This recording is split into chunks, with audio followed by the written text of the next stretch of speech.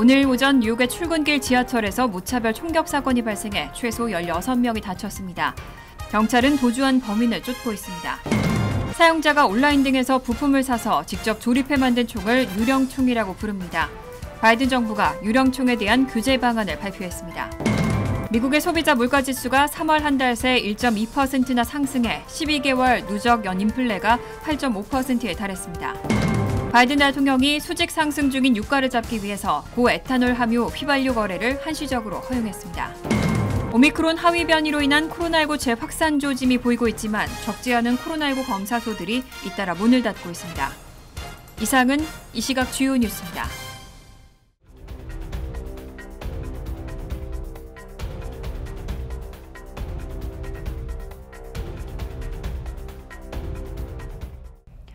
시청자 여러분 안녕하십니까? KBN 뉴스입니다. 오늘 오전 뉴욕의 출근길 지하철에서 무차별 총격 사건이 발생했습니다. 최소 16명이 다친 것으로 확인되고 있는데요.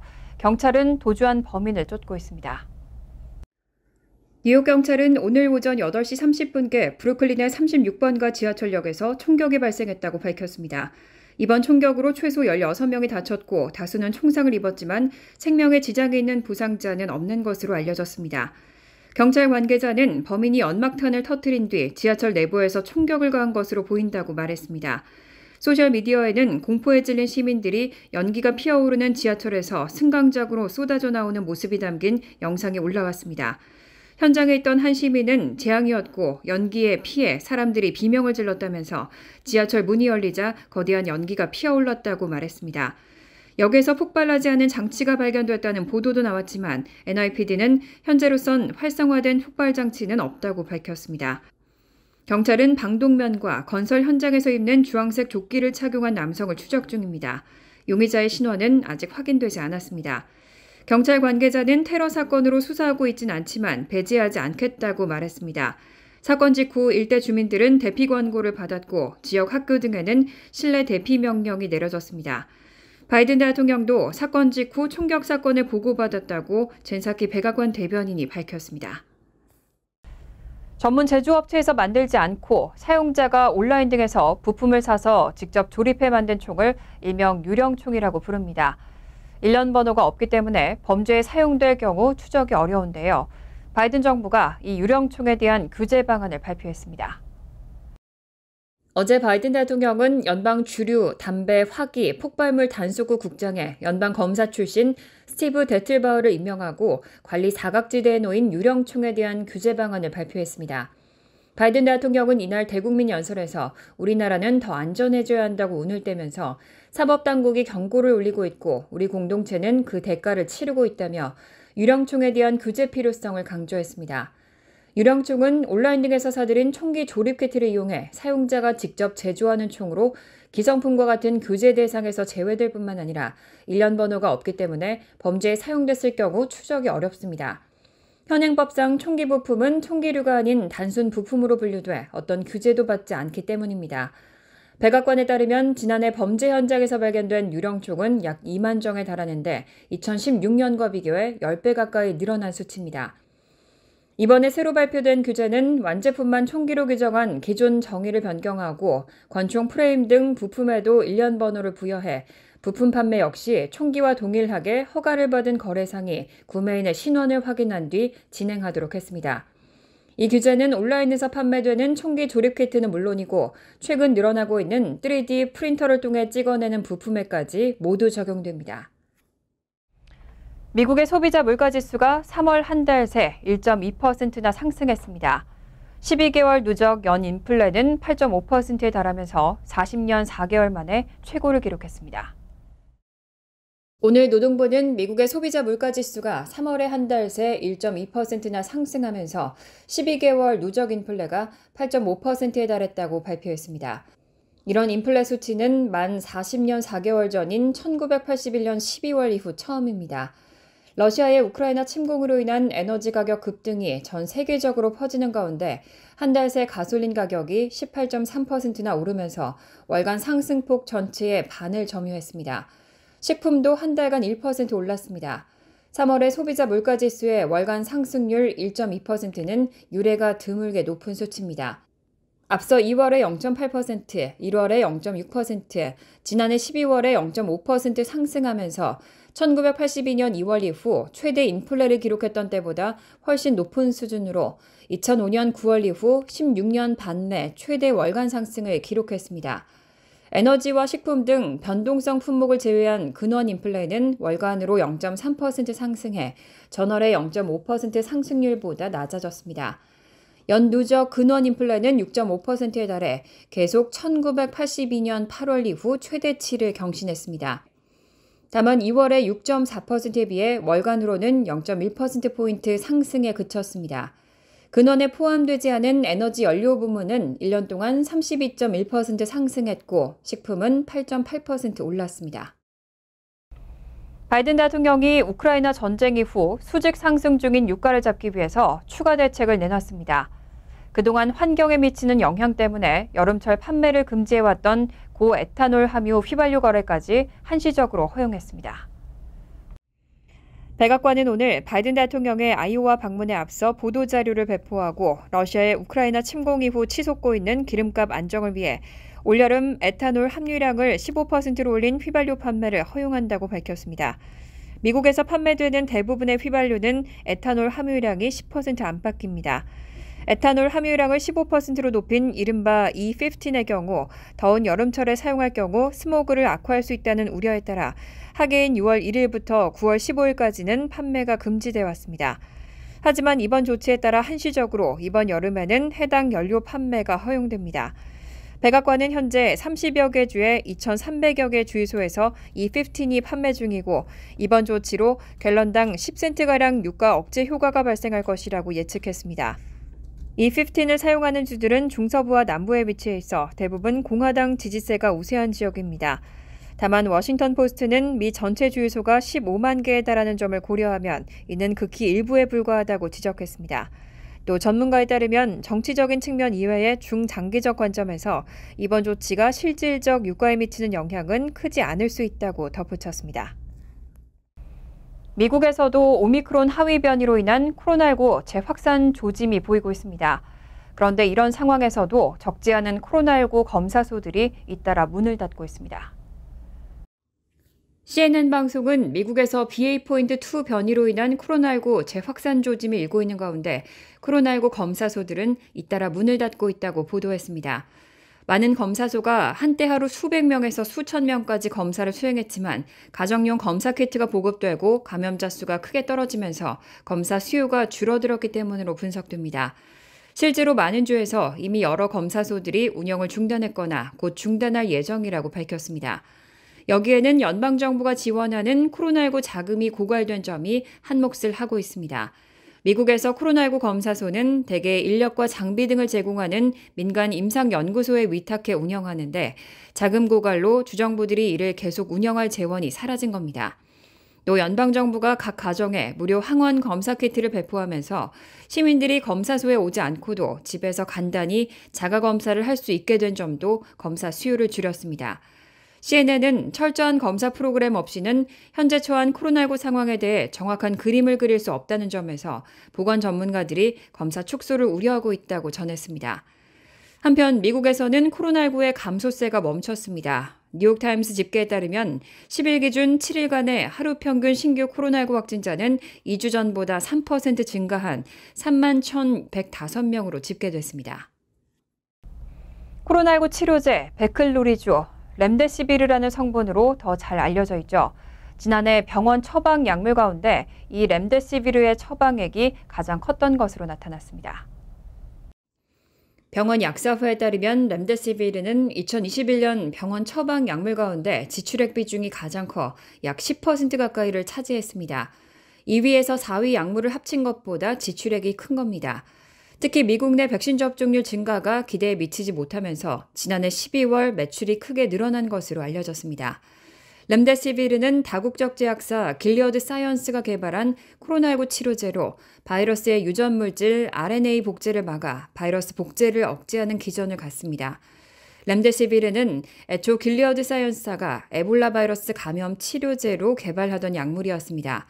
그런데 2020년 10월 식품의약국으로부터 병원에 입원 중인 중증 코로나19 환자 대상 치료제로 정식 허가를 받고 이후 경증 환자들까지 적용 범위가 확대됐습니다. 지난 2월 길리어드 사이언스 발표에 따르면 지난해 베클루리주 매출액은 약 56억 달러였습니다. 길리어드 사이언스는 렘데시비르 판매로 인한 실적 증가에 힘입어 지난해 전체 매출이 2020년보다 11% 늘어난 273억 달러를 기록했습니다. 어제 국무부가 중국 상하이 주재 미국 총영사관에 비필수 인력에 대한 철수를 명령했습니다. 현재 코로나19 확진자 급증과 관련된 봉쇄 조치의 영향을 이유로 들었는데 중국 외교부는 미국이 이 철수 문제를 정치화한다고 항의했습니다. 국무부는 어제 홈페이지를 통해 11일부로 상하이 주재 총영사관의 미국 국무원과 그 가족에게 상하이에서 철수하라고 명령했다며 이는 현지의 코로나19 확진자 급증과 이와 관련한 봉쇄 조치의 영향 때문이라고 발표했습니다. 앞서 국무부는 8일 자국민에 대해 중국 당국의 코로나19와 관련한 제한 조치와 현지 법의 자의적 집행이 우려된다며 중국 여행을 자제해달라고 요청한 바 있습니다. 특히 6세 이하 자녀가 코로나19에 감염되는 경우 부모와 자녀를 분리하는 등의 중국의 코로나19 관련 봉쇄 정책을 이유로 홍콩, 지린성, 상하이시로의 여행을 금지했습니다. 이와 관련해 자오리젠 중국 외교부 대변인은 오늘 정례 브리핑에서 미국이 인원의 철수 문제를 정치화, 도구화하는 데 대해 강렬한 불만과 결연한 반대를 표명한다며 미국 측에 엄정한 교섭을 제기했다고 밝혔습니다. 엄정한 교섭 제기는 외교 경로를 통한 항의를 의미합니다. 자오 대변인은 또 미국이 중국의 방역 정책에 대한 간섭을 즉각 중지하고 코로나19를 빌미로 한 정치 농간과 중국에 대한 모독과 먹칠을 중단해야 한다고 덧붙였습니다. 지난 10일 뉴욕 도심의 한복판에서는 맨홀 지하에 쌓인 가스가 폭발하면서 화재가 발생했습니다. 큰 굉음에 연기까지 피어오르면서 시민과 관광객들이 대피하는 소동이 벌어졌습니다. CBS 등 언론에 따르면 지난 10일 오후 6시 45분쯤 뉴욕 7번가 인근 43가에서 맨홀 지하 전선의 누전 등으로 가스가 폭발해 화재가 발생했습니다. 이로 인해 인근 타임스퀘어에서 휴일 저녁을 즐기던 시민과 관광객들이 혼비백산에 달아나면서 큰 혼란이 빚어졌지만 다행히 다친 사람은 없는 것으로 확인됐습니다.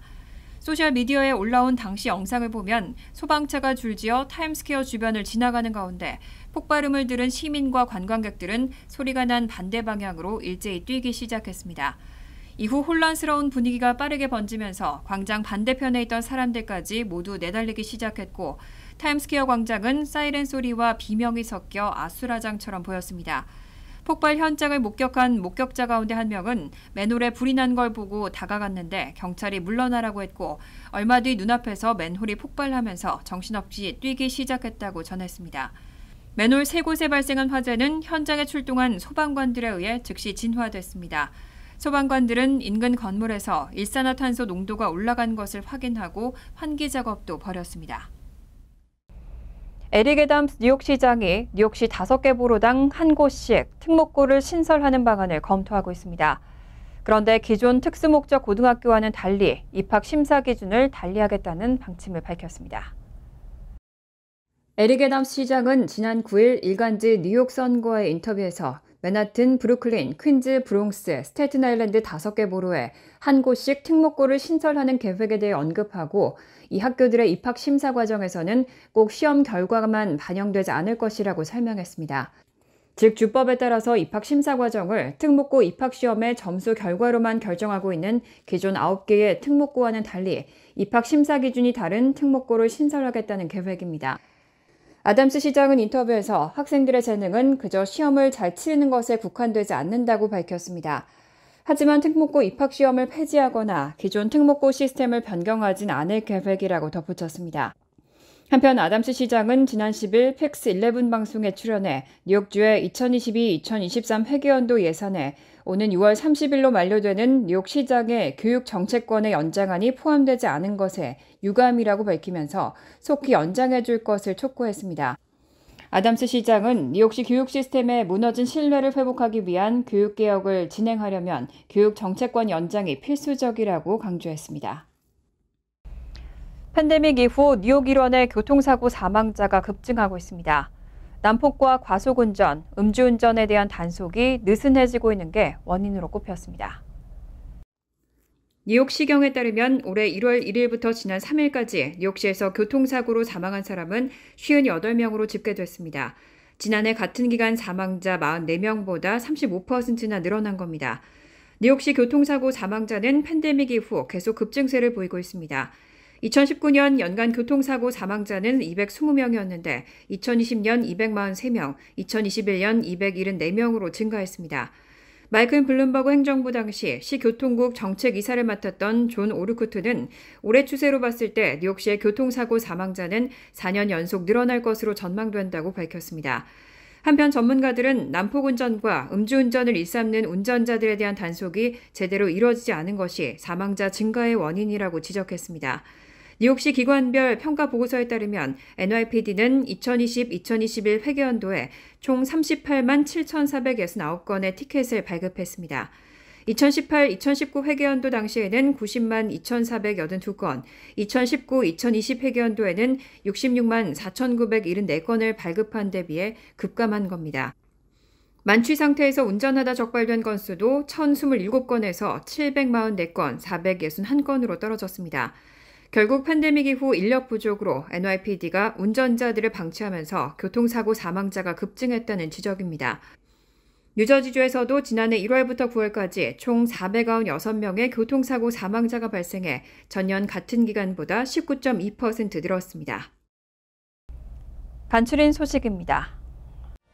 에릭 애담스 뉴욕시장은 어제 미국에서 노예제도가 끝난 것을 기념하는 준틴스를 뉴욕시 공식 휴일로 지정한다고 발표했습니다. 6월과 19일을 합쳐 흔히 준틴스로 불리는 이날은 미국 땅에 있던 마지막 흑인 노예가 해방된 날입니다. 준틴스는 텍사스주가 1980년 처음으로 유급 휴일로 지정했고 현재는 주들이 공휴일이나 기념일로 지정해 매년 기념식을 열고 있습니다. 연방정부는 2021년 6월 바이든 대통령이 해당 법안에 서명하면서 준틴스를 12번째 연방 공휴일로 공식 지정했습니다. 뉴저지 마리화나 규제위원회는 11일 기존 의료용 마리화나 판매업체 7곳에 기호용 마리화나 판매를 허가했습니다. 따라서 이달 말부터 21세 이상 성인에게 기호용 마리화나 판매가 본격 시작될 것으로 예상됩니다. 뉴저지에서 21세 이상 기호용 마리화나 이용이 합법화된 지 1년여 만입니다. 이들 7개 업체는 위성시설까지 포함해 주전역 18곳에서 시설을 운영하고 있지만 현재는 13개만 지방정부로부터 기호용 마리화나 판매 허가를 받은 상태입니다. 지난 2월 노숙자에 의해 살해당한 고 크리스티나 유나 이 씨를 추모하는 행사가 열립니다. 이 씨 유가족은 오는 20일 오후 1시 30분에 브루클린에 있는 프로스펙트 공원에서 크리스티나 유나 이 추모 나무 심기 행사를 한다고 밝혔습니다. 이 씨 가족 측은 이 씨가 생전 자주 찾았던 공원에서 열리는 행사에서 뉴욕 시민이 보다 안전해지기를 바란다는 메시지를 전할 것이라고 밝혔습니다. 한인 대학생들이 아시아계 증오범죄에 맞서기 위해 2022 코리안 아메리칸 축구 토너먼트 대회를 개최합니다. 주최 측은 대회 수익금 전액을 아시아계 증오범죄 방지 활동에 사용해달라며 뉴욕 한인회에 기부하기로 했습니다. 뉴욕대와 조지 워싱턴대 등 9개 대학의 한인 재학생 및 졸업생들로 구성된 8개 팀은 오늘 16일 뉴저지 월드윅 슈퍼돔에서 대회를 개최할 예정입니다. 환율과 증권 소식입니다.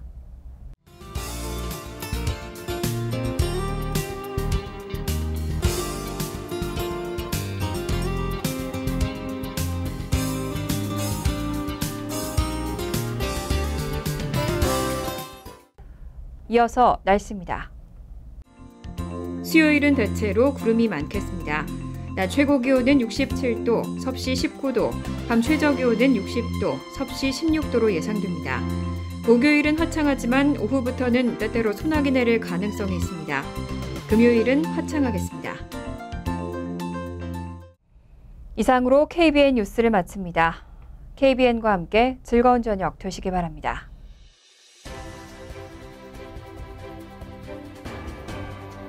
미 동부 최대 한인방송 KBN이 제작하는 KBN 뉴스는 웹사이트 mykbn.com 그리고 유튜브와 페이스북에서 다시 보실 수 있습니다. 좋아요, 구독, 알림 설정은 뉴스 제작에 큰 도움이 됩니다.